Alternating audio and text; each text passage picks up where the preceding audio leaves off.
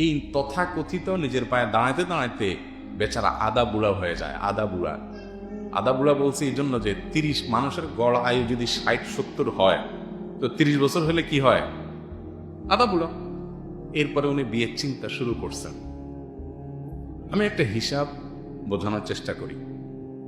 আপনার বয়স যখন 30 হলো, আপনি গ্রাজুয়েশন কমপ্লিট করলেন, করতে করতে পড়াশোনা সব শেষ করতে করতে আপনার 25 বছর অ্যাভারেজ লেগে গেল।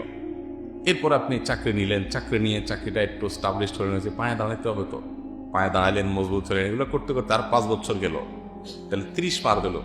এবার আপনার বাপ মা মেয়ে দেখা দেখি শুরু করছে, দেখতে দেখতে আর 1-2 বছর চলে গেছে। এখন আজকাল তো দেখার পরও বিয়ে হয় না, কি করে তো হয়?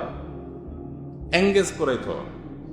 এরপর আর 1 বছর জুড়লেন, তাহলে 30-এর পরে 1 বছর দেখা দেখিতে গেল, আর 1 বছর আপনার আংটি পরে